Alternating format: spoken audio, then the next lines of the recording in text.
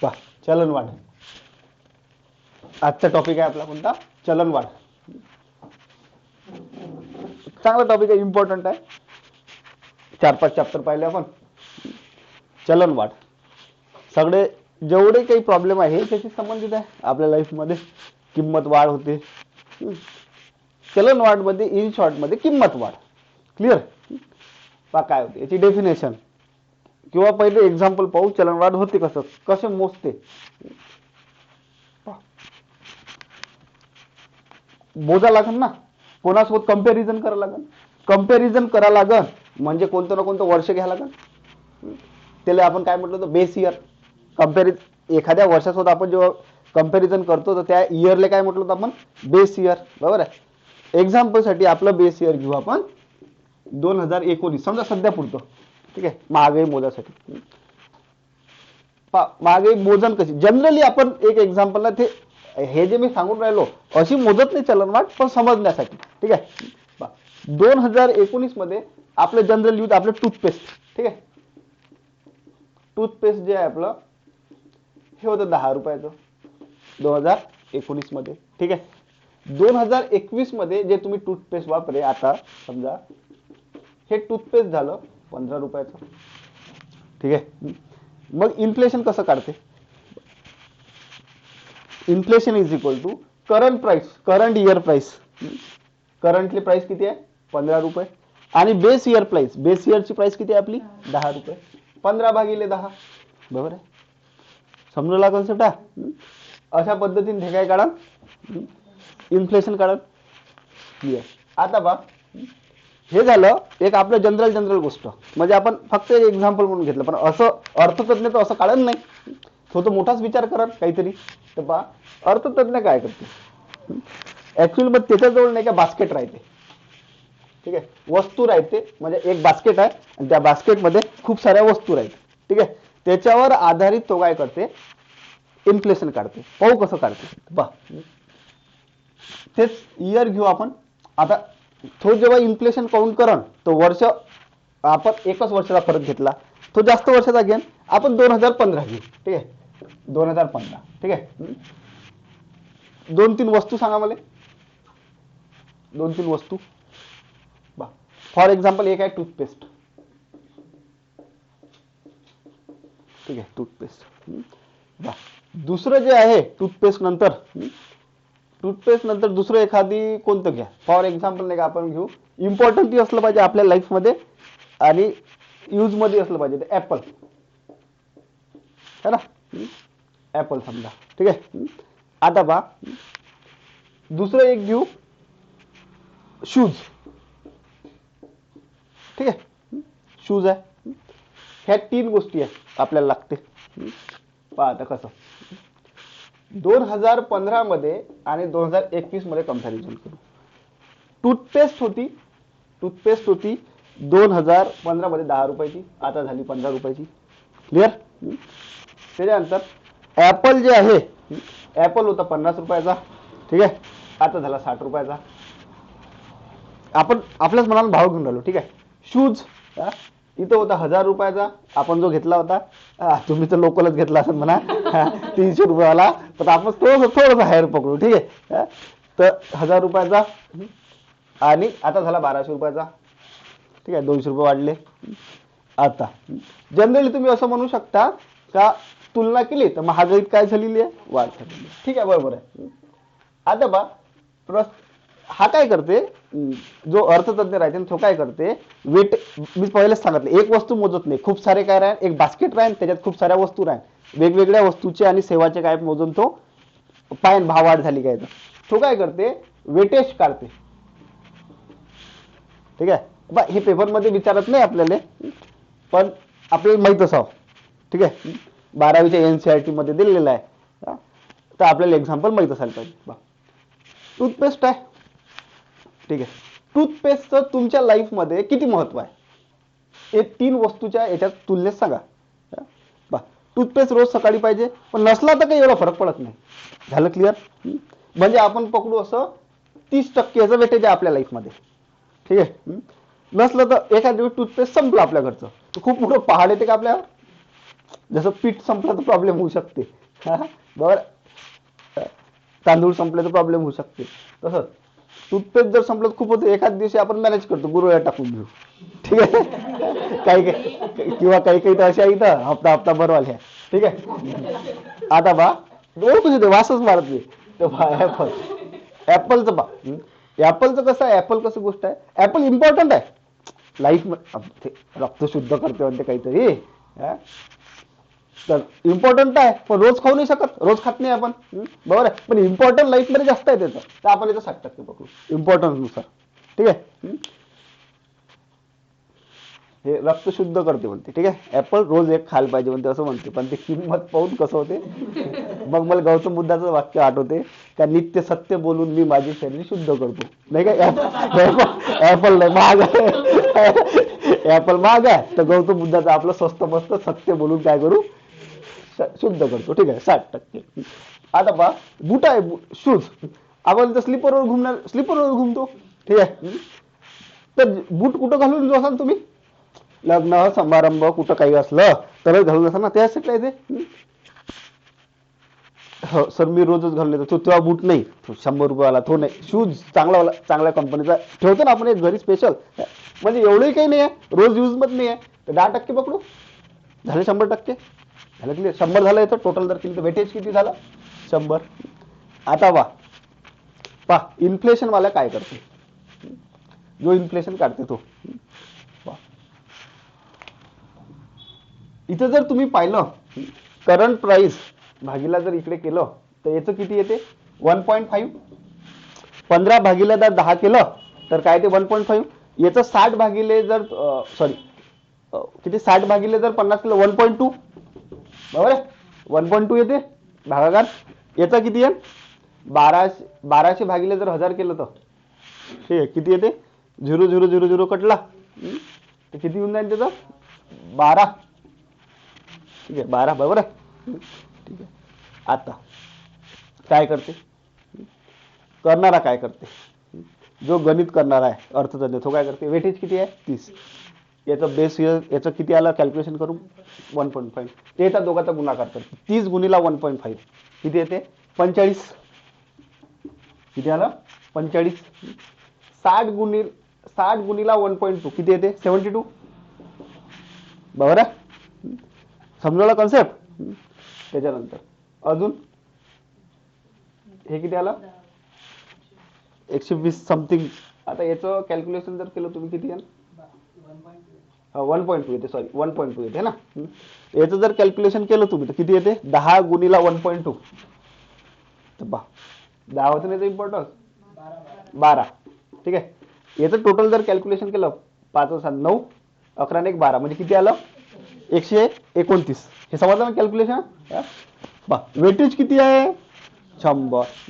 किती आलं 129 म्हणजे किती टक्क्यानं वाढलं 29 टक्क्यानं असं मोजतील अर्थतज्ञ. आपण अर्थतज्ञ होय काय आपल्याला विचारतं का पेपरात नाही एनसीईआरटी दिलं नाही आपण पाहून घेतलं. ठीक आहे. असं डायरेक्ट मी जसं म्हटलं होतं पहिले तसं नाही मोजत. करंट इयर भागीला बेस इयर असं नाही मोजत. ते कसं मोजते वेटेज काढते. त्या बास्केट राहते बास्केटमध्ये वेगवेगळ्या वस्तू राहते आणि त्याचं काय करते वेटेज काढते आणि त्या वेटेज वरून ऍव्हरेज काढून काय करते इन्फ्लेशन करते. क्लिअर झालं. हे झालं इकॉनॉमिक्स व इन्फ्लेशन. आता येऊ आपण जे आपल्या पेपरमध्ये विचारते इन्फ्लेशन. आता नेक्स्ट पहिला पॉईंट चलनवाढची डेफिनेशन पाहू आपण.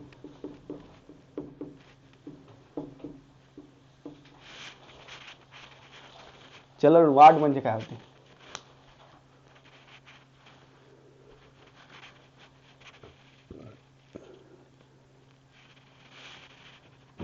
गव्हर्नमेंट कोणती येऊ द्या प्रत्येक गव्हर्नमेंटमध्ये प्रॉब्लेम राहतेच है ना.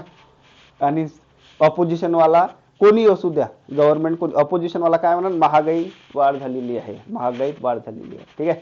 काँग्रेसची गव्हर्नमेंट होती बीजेपी म्हणे आता बीजेपीची गव्हर्नमेंट आहे काँग्रेस म्हणते. ठीक आहे. पण आता झोमून राहिली मागे है ना.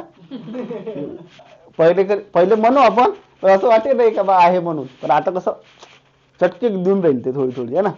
पेट्रोल डिझेल वरून लक्षात येते ना प्रत्येक वस्तूचे भाव वाढले आता कपड्याचे भाव वाढते म्हणते. तर पहा चलनवाढ पहिलेच घेऊन घ्या 2-4 टॉप. पहा चलनवाढ म्हणजे काय होते, चलनवाढ म्हणजे काय होते, काय होते डेफिनेशन. तुम्ही सांगा ना, विशिष्ट कालावधीत वस्तू व सेवेच्या किमतीत झालेली वाढ. झालं क्लिअर. एखाद्या विशिष्ट कालावधीत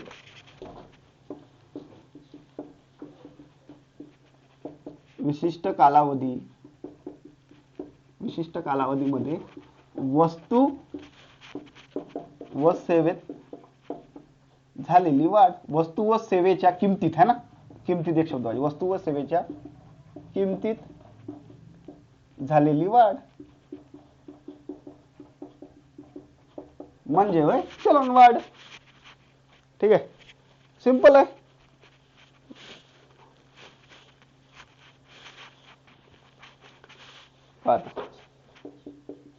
डेफिनेशन जेवढी सोपी आहे तेवढे सोपे प्रश्न नाही. ठीक आहे, वस्तू व सेवेच्या किमतीत झालेली वाढ म्हणजे चलनवाढ. बरोबर आहे तुमचं. आता बघा काही इम्पॉर्टंट पॉईंट पोहेशी संबंधित. चलनवाढ. ठीक आहे, जेव्हा चलनवाढ राहते, जेव्हा वेळेस चलनवाढ राहते, एक गोष्ट नाही का तुम्ही समजून घ्या. चलनवाढ जेव्हा राहते ना त्यावेळेस नाही काय, का बरं होते चलनवाढ, काय झालेलं आहे, लोकांच्या मागणीत काय झालेली आहे, वाढ झालेली आहे. मी मागच तुम्हाला सांगितलं होतं, दोनच गोष्टी आहे म्हटलं होतं महागाई वाढायचं. कोणत्या, एक तर चलनवाढ झाली तर किंवा पुरवठा कमी झाला तर. बरोबर आहे. तर पहा एक्झाम्पल सांगतो. पहा एखादी वस्तू आहे, आपण सोनी टीव्ही, ते आपले टीव्ही जे आहे, तर पहा काय झालं, लोक काय करायला लागले, टीव्ही घ्यायला लागले. दिवाळी ऑफर. मागणी वाढली, लोक बम मागून राहिले. बा गावात तुमच्या लोक आहे समजा 1000 टीव्ही आहे आणि त्या दुकानात गेले 10,000 लोक, म्हणजे काय झालं, 1000 टीव्ही आहे, लोक किती मागायला आले सोनी टीव्ही, 10,000 लोक. आता काय करायला लागेल, मागणी वाढली ना, मागणी वाढली, सोनी टीव्हीला काय करायला लागेल, भावात इन्क्रीज कर लागेल. सरळ आहे. तर पहा इथं काय झालं, मग चलनवाढ जेव्हा असते तेव्हा काय वाढते, वस्तूची मागणी वाढते, वस्तू आणि सेवाची काय वाढते, मागणी वाढते, इन्क्रीज इन डिमांड. ठीक आहे, जर मागणी वाढली, जर नाही काय लक्षात घ्या, जर मागणी वाढून राहिली याचा अर्थ काय, नाही मागणी वाढून राहिली म्हणजे याचा अर्थ पुरवठा कमी होऊन राहिला. 10,000 टीव्ही कोण पुरवायला पाहिजे होत्या, सोनी टीव्हीने पुरवायला पाहिजे होत्या ना, पण त्या कंपनीने काही पुरवलं नाही. याचा अर्थ काय झाला, पुरवठा काय झाला, कमी झाला. पुरवठा कमी, मागणी वाढते, पुरवठा काय होते, कमी होते. एक तर क्लिअर दिसून राहिलं, चलनवाढ मध्ये का किंमत वाढते. हो हे तर बरोबर आहे, किंमत वाढते. चौथा पॉईंट पहा, चलनवाढीशी संबंधित मी काय म्हणतो पहा, पैशाचं मूल्य नाही का कमी होते. हे काय होय सर, सांगतो. तुम्ही जनरली बोलताना नाही काय बोलते, पण तुमच्या लक्षात नाही येत. पहा तुमच्या आजी आप्पाची खोली जर असेल तर ते काय, त्याच्याजवळ सोनं जर असेल, तुम्ही जर त्याला विचारलं आप्पाजी एवढं सोनं कसं काय, तर ते काय तुम्हाला काय सांगते, काय बाबू तेव्हा काय भाव होते रे, है ना, 100 रुपये किलो, 100 रुपये ग्रॅम, किलो तर नसं ना, 100 रुपये ग्रॅम होतं बा. बरोबर आहे, तेव्हा मी केलं होतं. आता काही पैशाला व्हॅल्यू राहिली नाही म्हणते, आता 5,000 झालं म्हणते, है ना. पैशाचं मूल्य काय झालं, किंमत काय झाली. समजलं कन्सेप्ट. नाही हे मारता नाही येत उत्तर. हे जर आपलं पॉईंट मध्ये लिहिलं असेल आणि तिथे जर विचारलं तर आपण किंमत वाढते, पैशाचं मूल्य वाढते, आपण असंच म्हणू. तर पहा किंमत वाढली तर काय झालं, पैशाचं मूल्य काय झालं, कमी झालं. तुला समजलं कन्सेप्ट. तर बा हे चलनवाढ झाली तर एवढ्या गोष्टी होते. अजून एक गोष्ट लक्षात ठेवा, ज्यावेळेस नाही का चलनवाढ होते त्यावेळेस इमॅजिन करा, बेरोजगारी कमी होते का वाढते, नाही बेरोजगारी नाही कमी होते चलनवाढच्या दरम्यान. का बरं, मागणी नाही का पाहिजे, मागणी वाढत राहते तर कंपनी काय करते, ट्राय करते प्रोडक्शन वाढवायचं. लोक मागणी करून राहिले ना, हा सोनी काय करेल, ट्राय करण, काय करण, प्रोडक्शन वाढलं पाहिजे. आणि प्रोडक्शन वाढलं पाहिजे तर त्याला काय करायला लागेल, लेबर हायर कर लागन, बरोबर आहे. लेबर त्याच्या कंपनी लोकांना काय भेटेल काम, म्हणजे काय होते बेरोजगारी काय होते कमी होते. बेरोजगारी कमी होते. हेच काय याच्यातलं हेच लवकर लक्षात नाही ना. तुमचं आपल्याला असं वाटते महागाई वाढली काय होते बेरोजगारी कमी होते, पण वेगळं चित्र आहे. थोडंसं कन्फ्युजन होते, पॉईंट मारताना आपल्याला आन्सर होऊ शकते. समजलं ना हे चलन वाढ समजलं आपल्याला. आता पहा चलन घट.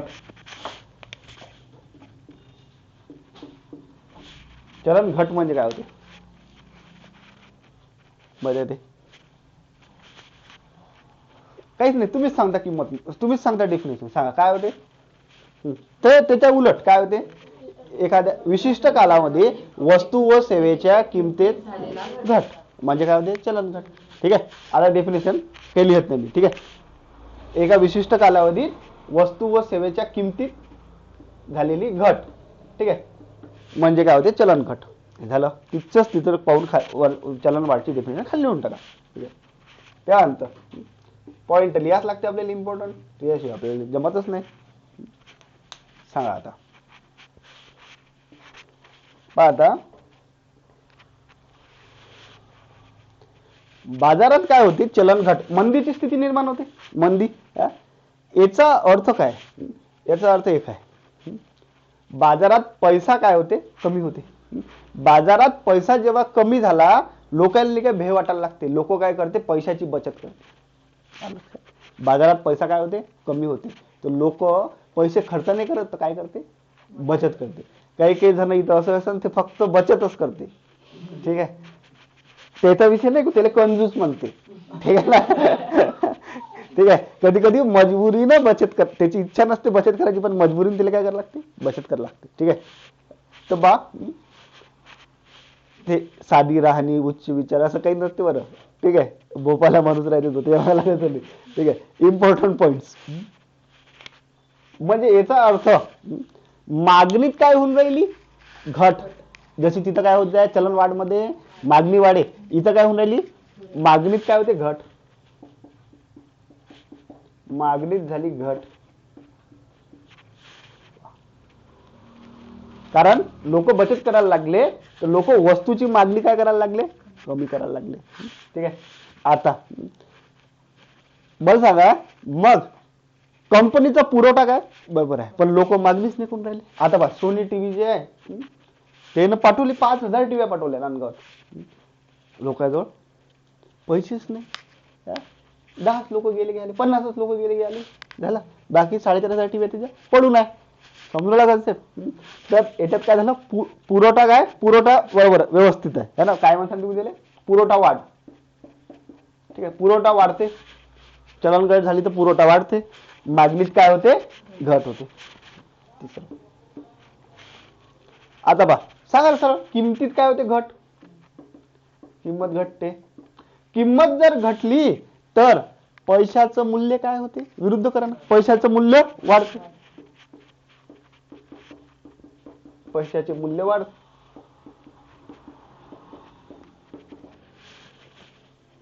पैशाचे मूल्य वाढते. त्यानंतर 5वा पॉईंट सांगा. आता बघ कंपन्या ठप्प पडून काम, मंदीची स्थिती आहे, कंपन्या लेबर हायर करण का लेबरले काढून टाकन, तर बेरोजगारीत काय होईल वाढ होईल. एवढं हुशार पोर भेटते कोणाले, बेरोजगारीत वाढ, बेरोजगारीत वाढ होते. ठीक आहे. क्लिअर.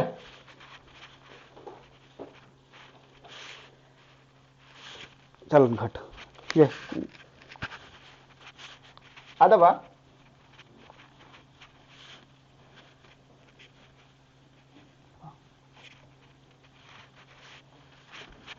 काही नाही काय वेगवेगळ्या जसं याला इंग्लिशमध्ये पाहता ते का आपण इंग्लिशमध्ये पाहू, कारण त्याचे एवढे खराब नाव आहे ना. काय म्हणतात बा मुद्रा अवपात, मुद्रा अपस्थिती, अरे बापरे. ठीक आहे. कसं तरी वाटते ना.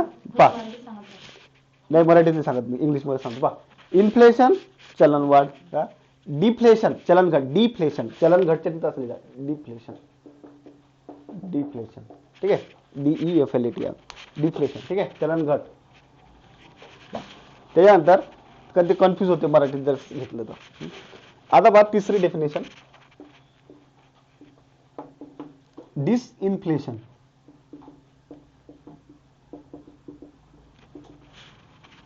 डिसइन्फ्लेशन. डिसइन्फ्लेशन म्हणजे काय होतं?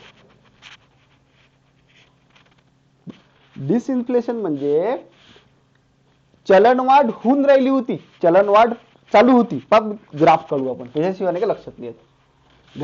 ग्राफ काढला कधी जीवनात? नाही तर बस. ठीक आहे. तर बा इमॅजिन करा, वाढत वाढत हे वेच वाढत वाढत चालली, म्हणजे हे काय आहे? इन्फ्लेशन होय. एवढ्या लक्षात, हे काय? इन्फ्लेशन होय. ठीक आहे, चलन वाढ होय. आता बा याच्या खाली आलं तर काय झाली? घट. हे काय झाली? डिफ्लेशन. ओके, हे काय झाली? डिफ्लेशन, घट झाली. आता बा मी काय म्हटलं, चलन वाढ नाही काय होता होता होऊन राहिली होती चलनवाढ. चलनवाढ सुरूच होती. चलनवाढ नाही का होऊन राहिली. चलनवाढ वर चालली तर चलनवाढ होय. चलनवाढ होऊन राहिली आणि चलन घट झाली. समजला? याला काय म्हणते? डिसइन्फ्लेशन. याला काय म्हणता तुम्ही? डिसइन्फ्लेशन. ठीक आहे. पहा, चलनवाढ होता होता काय झाली? अचानक काय झाली? चलन घट झाली. त्याला काय म्हणता तुम्ही? डिसइन्फ्लेशन. असं का बरं झालं? हा एक प्रश्न असेल ना तुमच्या डोक्यात. तर पहा, महागाई वाढून राहिली असताना गव्हर्नमेंटले काय वाटलं, अरे हे बरोबर नाही, जास्त महागाई जर झाली तर प्रॉब्लेम होऊ शकते. तर गव्हर्नमेंटनं काय केलं, काही कडक नाही का त्याचे धोरण अवलंबले. ठीक आहे. फॉर एक्झाम्पल, व्याजाचे दर वाढवून दिले. झालं. म्हणजे बँक कर्ज कमी देते. बँकेवर काही बंधने आणले. ते पाहू आपण. CRR SLR रेट काय करून दिला त्यानं? वाढून दिला. तर मार्केटमध्ये पैसा काय आला? कमी आला. ठीक आहे. तुम्ही सध्या पुढे एवढं लक्षात ठेवा का डिसइन्फ्लेशन कशामुळे येते? गव्हर्नमेंटनं कडक धोरण जर अवलंबलं तर. झालं क्लिअर? पहा, म्हणजे काय होते, चलन वाढ होत असताना अचानक चलन घट झाली. अचानक चलन घट होणे म्हणजे डिसइन्फ्लेशन होणे. ठीक आहे. आणि कशामुळे हे? कारण काय याचं? सरकारचे धोरण, सरकारचे कडक धोरण असं लिहितो. कारण CRR SLR आतापासून लिहित नाही, कारण तुम्हाला माहितच नाही त्याच्याबद्दल.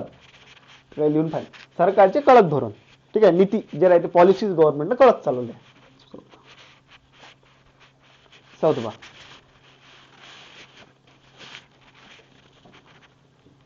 रिफ्लेशन. रिफ्लेशन, रिइन्फ्लेशन काय होतं? ठीक आहे. तर पहा, रिइन्फ्लेशन म्हणजे काय होते किंवा रिफ्लेशन. ग्राफकडे तुम्हीच सांगता मला आता. हा, काय झालं? घट होता होता, चलन घट असताना मार्केटमध्ये चलन घट होती, परंतु काय झालं? अचानक चलन वाढ झाली. कशामुळे झाली ही? आता इथं कडक धोरण होतं, आता गव्हर्नमेंटने काय केलं? स्वस्त धोरण. लक्षात? गव्हर्नमेंटने काय केलं? कर्जाचे रेट कमी केले. लोक काय, कर्जाचे रेट जर कमी झाले, लोक काय करण? कर्ज घ्यायला जाईल. इझी, बँक काय करण? इझिली कर्ज देऊन देईल. है ना? तर झालं क्लिअर? पहा, चलन घट असताना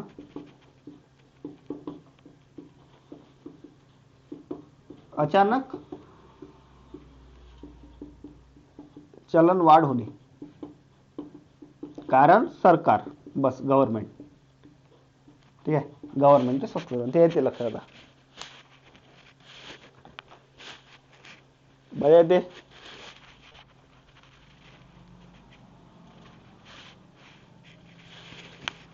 ठीक आहे. आता वर नेक्स्ट पहा, हे जे आहे ना, हे थोडंसं म्हणजे आपण जर बरोबर वाचलं नाही तर तिथं मारता येत नाही. ठीक आहे. मग एक एक गोष्ट लोक फक्त डेफिनेशन असं कन्सेप्ट समजून घेते. हा जेवढा सोपा वाटते ना तुम्हाला इन्फ्लेशन, जेव्हा आपण वाचू तेव्हा तुम्ही जर डेफिनेशन वाचले तसं झालं. पेपरमध्ये प्रश्न एवढे कठीण राहते इन्फ्लेशनवरचे, UPSCचा आवडता टॉपिक आहे हा. दरवर्षी 2 प्रश्न टाकते. यावर्षी तर मला असं वाटते की आपण फक्त बँकिंग आणि इन्फ्लेशन हाच चॅप्टर करून यायला पुरवडलं असतं, कारण या 2च चॅप्टरवर प्रश्न होते. ठीक आहे, कॉन्सेप्ट क्लिअर असल्याशिवाय काहीच होत नाही चलनवाढमध्ये. तर पहा त्यानंतर 14 हो जे काही 5वे स्टॅगफ्लेशन. आता हे याच्यात नाही बसत आपल्या ग्राफमध्ये. स्टॅगफ्लेशन हे वेगळी डेफिनेशन आहे थोडीशी. स्टॅगफ्लेशन स्टॅगफ्लेशन म्हणजे काय होते, सिंपल आहे. चलनवाढ नाही काय, मार्केटमध्ये चलनवाढ झाली. ठीक आहे, मग चलनवाढ जर झाली तर अर्थव्यवस्थेत वाढणे व्हायला पाहिजे का, मागणी वाढून राहिली है ना. तर अर्थव्यवस्थेत वाढ व्हायला पाहिजे, अर्थव्यवस्थाही वाढायला पाहिजे, आपली ग्रोथही व्हायला पाहिजे. पण काय होते, चलनवाढ झाली असताना अर्थव्यवस्थेत जर वाढ होत नसन, सध्याची कंडिशन पहा ना, चलनवाढ झाली पण अर्थव्यवस्था ठप्प आहे ना. तर या सिच्युएशनला काय म्हणतात तुम्ही, एवढं लक्षात बा. चलनवाढ झाली असताना चलनवाढ झाली असताना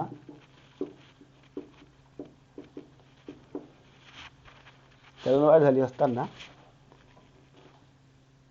अर्थव्यवस्थेत वाढ न होणे,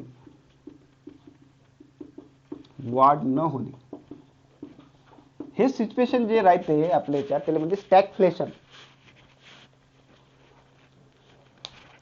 इन्फ्लेशन चलनवाढ, डिफ्लेशन चलन घट, डिसइन्फ्लेशन मराठीत नका पाहू. 4 रिफ्लेशन आणि 5वं कोणतं आपलं स्टॅगफ्लेशन. समजलं डिफिनेशन 5 समोर दे.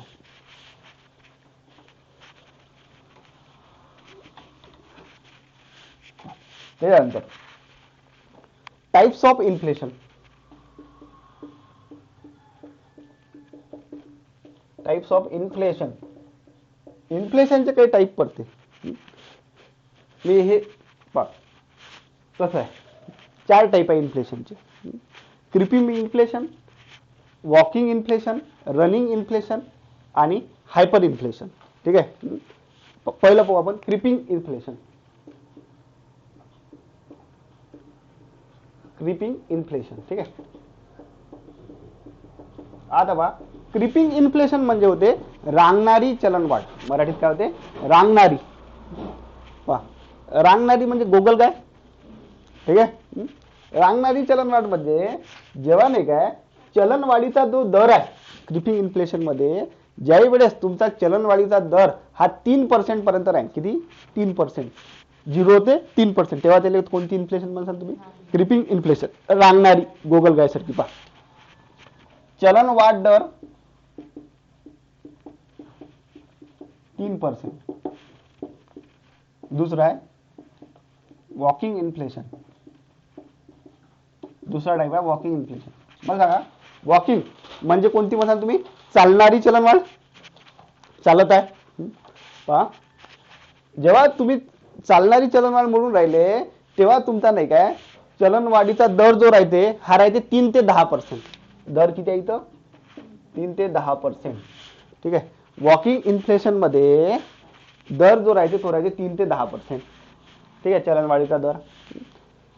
आता तिसरं रनिंग. पहिले रनिंग इन्फ्लेशन. पहिल्या याच्यात काय केलं तुम्ही, रांगत गेले, नंतर चालायला लागले आणि आता काय झालं, तुम्हाला जोश आला. आता काय झालं, तुम्ही धावायला लागले. जेव्हा तुम्ही धावायला लागले तोंडावर पडायची लय गॅरंटी राहते. ठीक आहे, नवीन जेव्हा राहते तेव्हा. तर तसंच इथं होते, जसे तुम्ही धावायला लागले तर याचा रेट किती होऊन जाते, 10 ते 20%. आणि हे थोडंसं 10 पर्यंत ठीक आहे, पण 10च्या वर जर गेलं इन्फ्लेशन तर थोडं झोमते आता जे आहे परिस्थिती. ठीक आहे ना, 10 ते 20%. चलनवाढीचा दर राहते रनिंग इन्फ्लेशन मध्ये 10 ते 20%.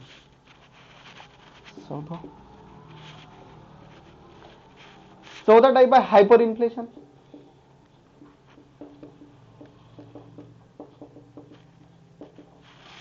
हायपर इन्फ्लेशन ठीक आहे,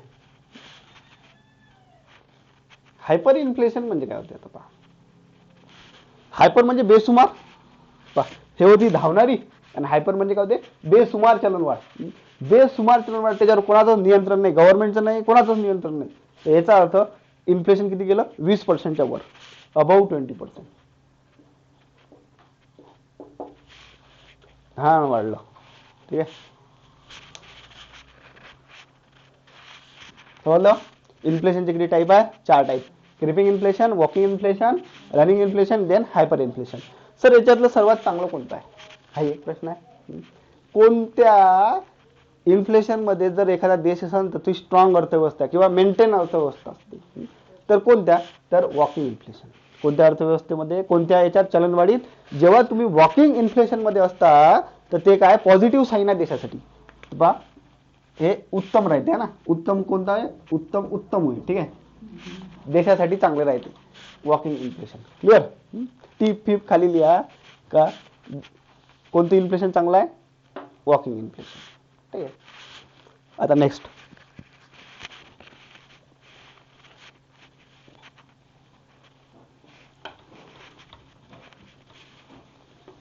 आता एवढं जर सर तुम्ही सांगून राहिले, मग हे सांगून द्या कधी राहिलाय चांगलं, कधी राहिलाय खराब, है ना.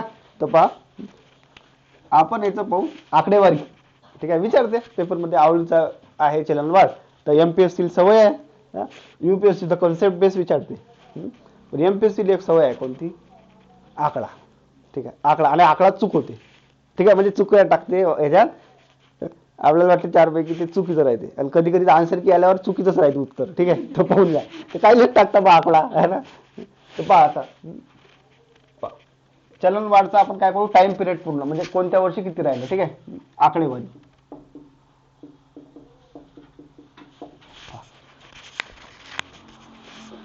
सगळ्यात पहिले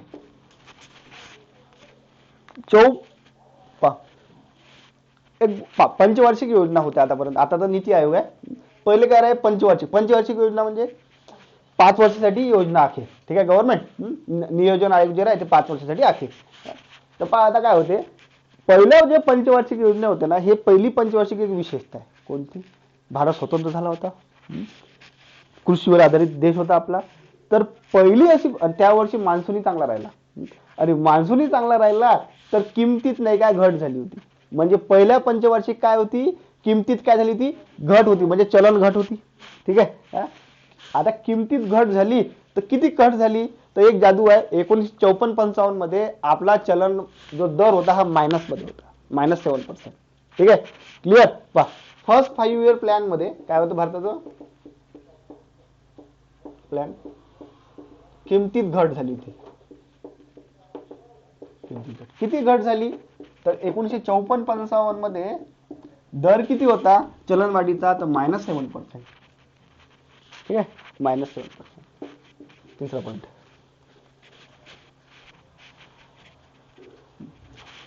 आता जाऊ आपण 62, जेव्हा समजा नेहरूचा मृत्यू झाला होता आणि लाल बहादूर शास्त्री काय झाले होते, भारताचे पंतप्रधान झाले, तेव्हाचा काळ. तर पहा तुमच्या लक्षात असेल किंवा 62 मध्ये झालं इंडो चीन वार, 65 मध्ये झालं इंडिया पाकिस्तान वार, आणि भीषण दुष्काळ पडला होता. मी ग्रीन रिव्होल्यूशनच्या वेळेस तुम्हाला सांगितलं होतं, दुष्काळ पडला. या सगळ्या गोष्टीमुळे काय झालं, महागाई नाही काय 13% पर्यंत चालली गेली. की 13%, म्हणजे कोणत्या ह्याच्यात गेली, धावणारी, है ना.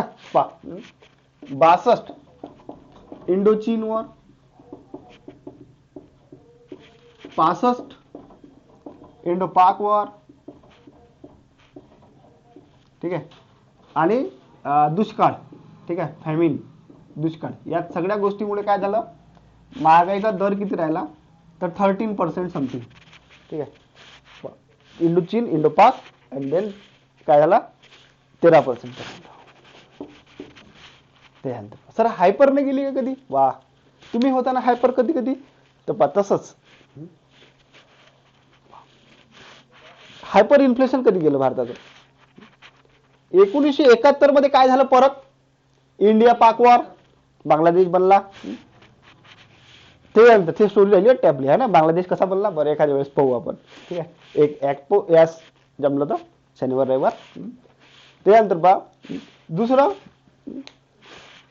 त्यावेळेस काय झालं, तेलाचे झटके 400% काय वाढलं, ऑइल प्राइसेस काय झाले, राईज झाले.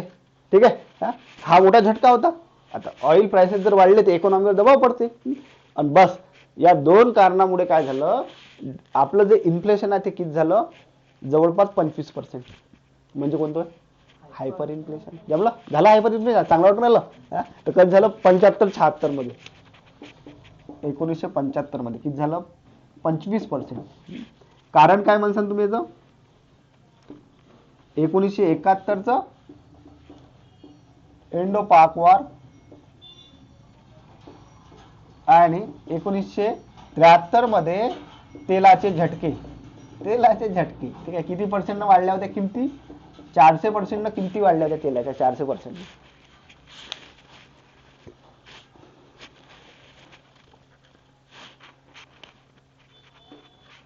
पाचवा, 90-91 मध्ये नाही का वेगळी परिस्थिती होती भारतात, राजकीय अस्थिरता. आपलं जे बीओपी, आता हे तुम्हाला कन्सेप्ट समजणार नाही तर म्हणून डायरेक्ट इथे लिहून देतो. 90-91 मध्ये अस्थिरता निर्माण झाली होती, तर त्यावेळेस भारताची महागाई झाली होती 14%. ठीक आहे, बस बाकी एवढं टेन्शन नव्हतं. आता सध्याची पाहायची गरज नाही. जेव्हा नाही काय आपण आरबीआयचा चॅप्टर पाहू त्यावेळेस मी तुम्हाला सांगतो आता मेजर कसं करते बा इन्फ्लेशन. ठीक आहे, सध्याच्या कंडिशन मध्ये इथंच नाही पाहू, आरबीआयच्या चॅप्टर मध्ये पाहू. हे समजलं कन्सेप्ट. मला फक्त एवढं सांगायचं होतं या लेक्चर मध्ये का बा तुम्हाला जर विचारलं भारत स्वतंत्र झाला तेव्हापासून सर्वात घट कोणत्या याच्यात झाली, म्हणजे किमतीत घट कोणत्या पंचवार्षिक योजनेत होती, कोणत्या, पहिल्या. आणि निगेटिव्ह ग्रोथ रेट, चलनवाढ कधी आपण मेन्शन केली होती, 54. झालं क्लिअर. आणि सर्वात जास्त हायपर इन्फ्लेशन कधी होतं असं विचारते, 70च्या दशकात, 1970 आहे ना, लक्षात. तर 75 मध्ये काय होतं, सर्वात जास्त 25%. क्लिअर. आणि रिझन ही पाहिलं आपण, कोणते कोणते रिझन होते तर हे झालं क्लिअर.